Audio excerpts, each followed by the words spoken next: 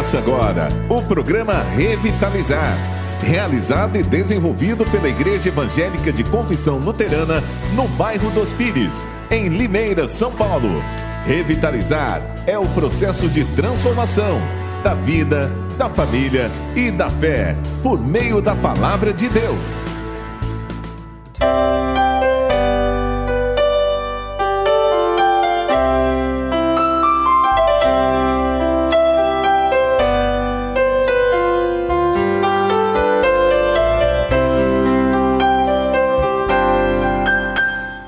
Olá a todos que nos ouvem o programa Lula para Luther. Eu sou Edmar e estou aqui hoje para trazer um pouco mais da palavra do nosso Senhor Jesus. Qual o nosso tema de hoje? Está baseado no livro de Marcos, o capítulo 6, os versículos 1 até o 13. E assim, eu gostaria de dar início com uma saudação, onde Jesus disse na famosa parábola do semeador: a semente que caiu na boa terra são os que tendo ouvido de bom e reto coração, retêm a palavra. Estes frutificam com perseverança. Ao ensinar as multidões, Jesus sabia que existia diferentes tipos de ouvintes. Sim, também com ele foi assim. Há aqueles em que a semente nem germina, são completamente desatentos. Estão só esperando o culto acabar para ir embora. Há aqueles que ouvem com atenção e até se entusiasmam, mas são como fogo de palha e logo desistem, porque não têm nenhuma disciplina com aquilo que é realmente importante. Há aqueles que ouvem sempre e há muito tempo, no dia a dia, porém o coração deles está focado no seu próprio sucesso e na busca pela felicidade segundo os padrões deste mundo. Finalmente, há quem ouça de bom e reto coração a palavra de Deus. Neles é semente de vida nova, é poder de Deus para transformar. Eles se tornam como uma árvore frutífera, têm uma vida abundante e são abençoadores de todos os que os cercam. Como você tem ouvido a palavra de Deus que chega a você? Com que coração você vai ouvir o que Deus quer falar ao seu coração hoje?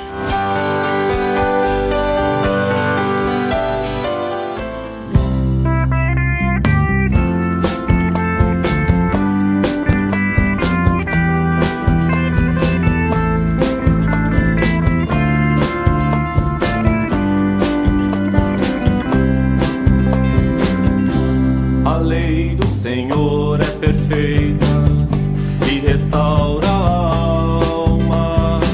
O testemunho do Senhor é fiel e dá sabedoria aos simples. São mais desejáveis do que o ouro depurado, são mais doces do que o mel e o destilar dos favos. Os preceitos do Senhor são retos e alegram o coração. O mandamento do Senhor é puro, ilumina os olhos. São mais desejáveis do que o ouro depurado, são mais doces do que o mel e o destilar dos favos. O temor do Senhor é límpido e permanece para sempre. Os juízos do Senhor são verdadeiros e todos igualmente justos. São mais desejáveis do que o ouro depurado, são mais doces do que o mel e o destilar dos favos. Que as palavras dos meus lábios e o meditar do meu coração sejam agradáveis na tua presença, ó Senhor. Ó Senhor, ó Senhor.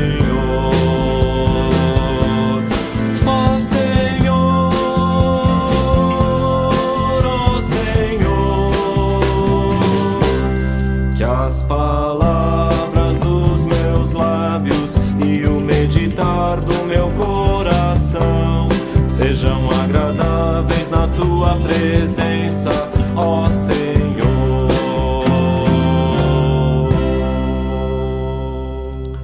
Assim, eu gostaria de trazer a nossa mensagem principal, baseada no texto lá de Marcos, o capítulo 6, os versículos 1 a 13, no qual eu passo a ler.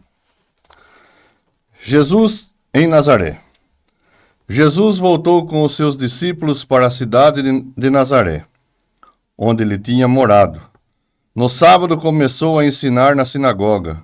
Muitos que o estavam escutando ficaram admirados e perguntaram: de onde é que este homem consegue tudo isso? De onde vem a sabedoria dele? Como é que faz esses milagres? Por acaso ele não é carpinteiro, filho de Maria? Não é irmão de Tiago, José, Judas e Simão? As suas irmãs não moram aqui? Por isso ficaram desiludidos com ele. Mas Jesus disse: um profeta é respeitado em toda parte, menos na sua terra, entre os seus parentes e na sua própria casa. Ele não pôde fazer milagres em Nazaré, a não ser curar alguns doentes, pondo as mãos sobre eles. E ficou admirado com a falta de fé que havia ali. A missão dos 12 discípulos. Jesus ensinava nos povoados que havia perto dali. Ele chamou os 12 discípulos e os enviou 2 a 2, dando-lhes autoridade para expulsar espíritos maus. Deu ordem para não levarem nada na viagem, somente uma bengala para se apoiar. Não deviam levar comida, nem sacola, nem dinheiro. Deviam calçar sandálias e não levar nenhuma túnica a mais. E disse ainda: quando vocês entrarem numa cidade, fiquem hospedados na casa em que forem recebidos, até saírem daquela cidade. Mas, se em algum lugar as pessoas não quiserem recebê-los, nem ouvi-los, vão embora, e na saída sacudam o pó das suas sandálias como sinal de protesto contra aquela gente. Então, os discípulos foram e anunciaram que todos deviam se arrepender dos seus pecados. Eles expulsavam muitos demônios e curavam muitos doentes, pondo azeite na cabeça deles. Talvez você vá se identificar com a situação que eu vou relatar. Sua esposa lhe pede: você pode pegar a geleia de uva, por favor? Solicito. Você vai à geladeira e inicia sua busca. Procura, mas não acha. Já um tanto irritado, responde: acho que acabou. Não tem geleia de uva aqui. Calmamente, sua esposa levanta, vai à geladeira, lhe pede licença, saca a geleia diante dos seus olhos, lhe dá aquele sorriso maroto e volta à mesa. E você fica pensando: como foi que eu não vi? Estava debaixo do meu nariz. Quando Jesus esteve entre nós, aconteceu algo semelhante. As pessoas os enxergaram, mas não puderam reconhecer quem ele de fato era. Nos dias do profeta Ezequiel, Deus o enviou para levar uma mensagem de arrependimento. As pessoas escutaram suas palavras, mas se negaram a ouvir a sua mensagem. A igreja de Corinto passou a desprezar o apóstolo Paulo, que havia plantado aquela comunidade cristã, porque ele não correspondia às suas expectativas como um excelente orador. Em todos esses casos, as pessoas julgaram pela aparência e foram enganadas por ela. Tropeçaram em expectativas falsas acerca dos mensageiros da palavra. Isto nos faz refletir sobre o modo como estamos ouvindo o Evangelho também em nossos dias.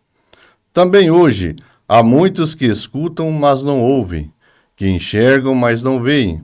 Estamos vivendo angustiados. Somos a geração mais ansiosa que viveu sobre a terra e nosso país é o campeão mundial da ansiedade.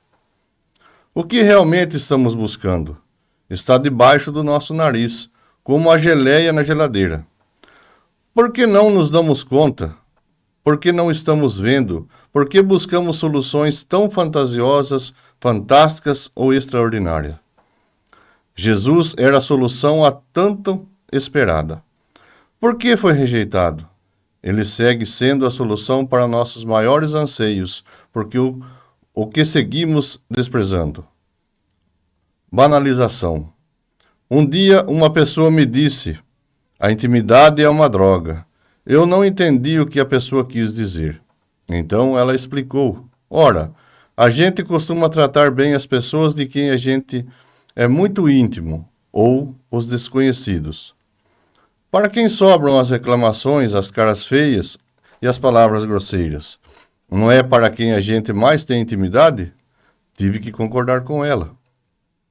Todo mundo achava conhecer Jesus em Nazaré. Ele cresceu ali. A suposta intimidade que tinham com ele e com sua família gerou incredulidade, dúvidas e julgamentos. Ele era familiar demais para ser alguém tão importante. De onde vinha toda aquela sabedoria? Ele não saiu para estudar na escola dos rabinos, mas precisou ajudar seu pai José na carpintaria da família Milagres. Ele sempre foi um menino educado, mas tão comum como qualquer outro. Algo similar segue acontecendo em nossos dias. Talvez exatamente como você que ouve neste momento.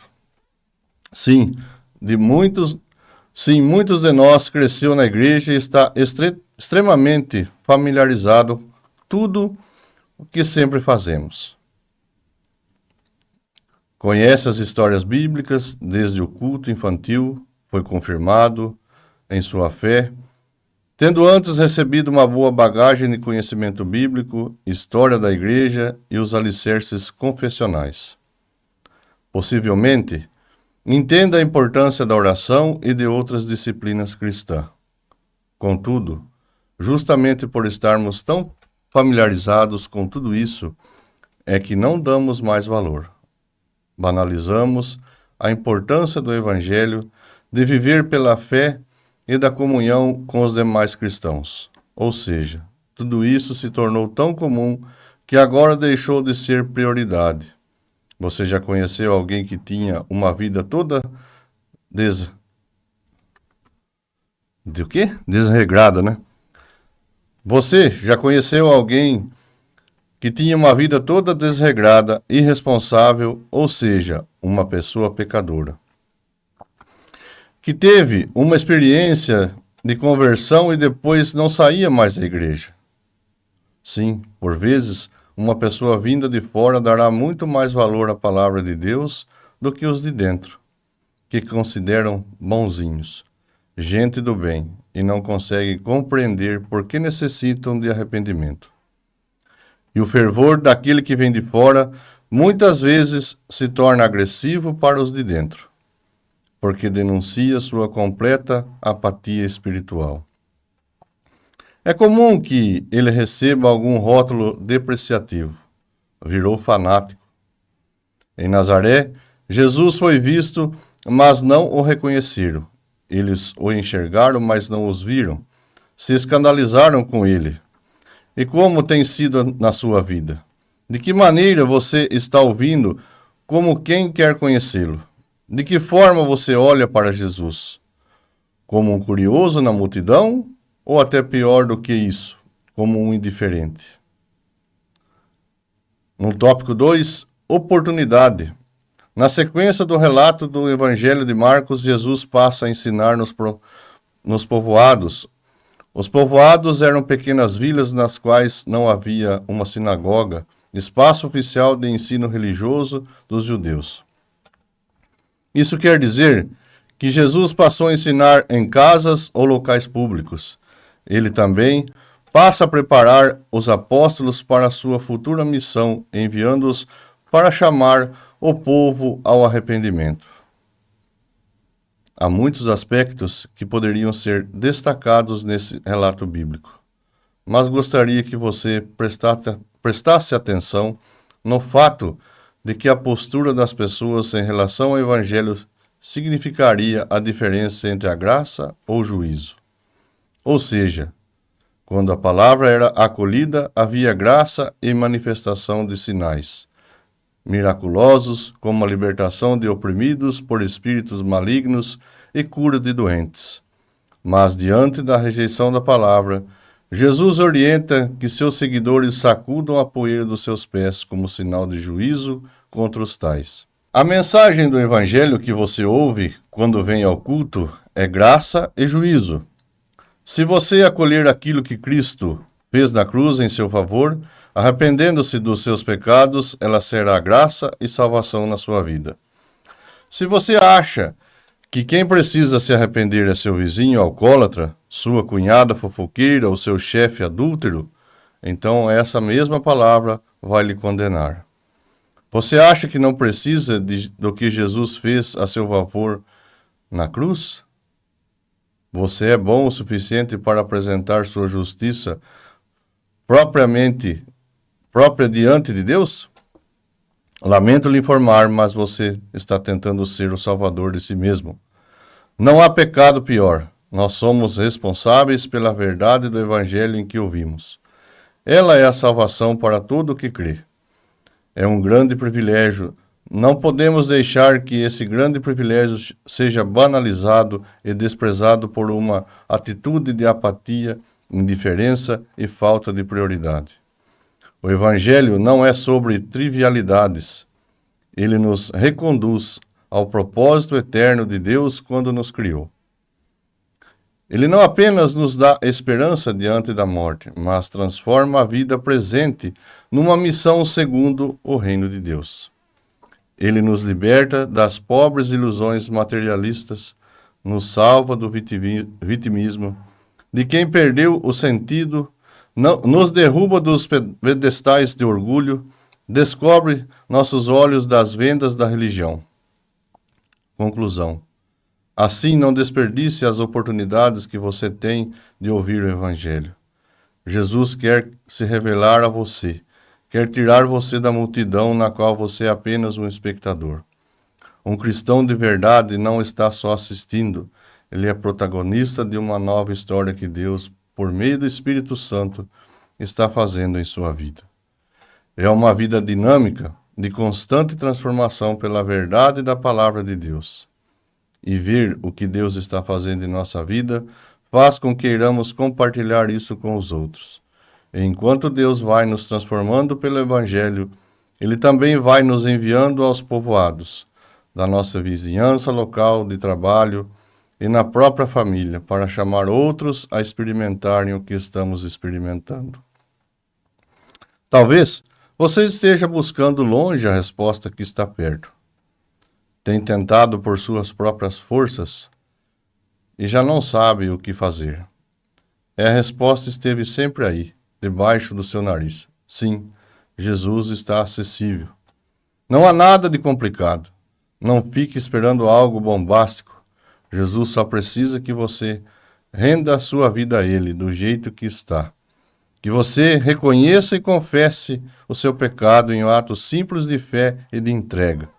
Então, desperta dessa apatia, levanta-se para servir ao Senhor com alegria, pois Jesus está passando. Não perca essa oportunidade. Amém.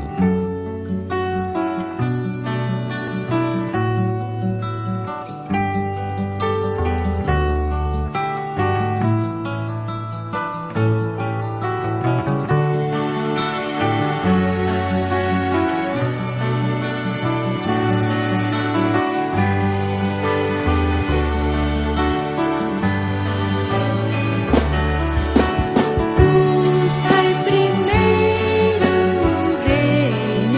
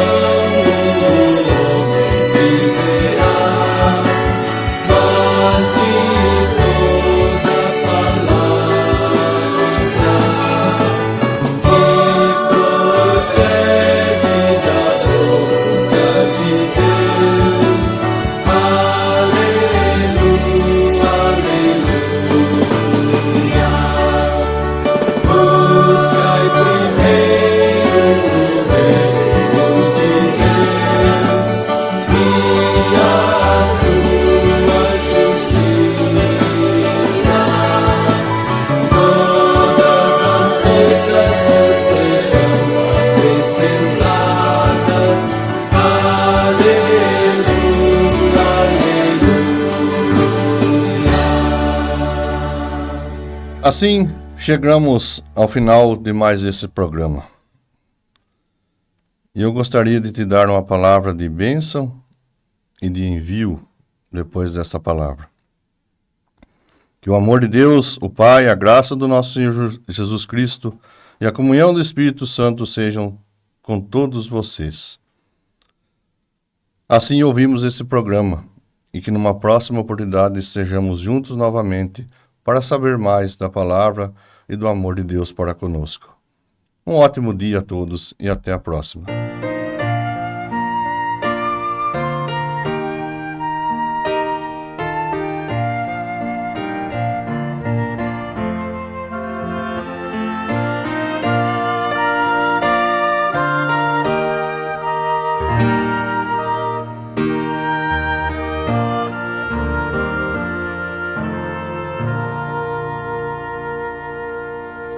Deus os guarde pelo seu poder, protegidos e velados,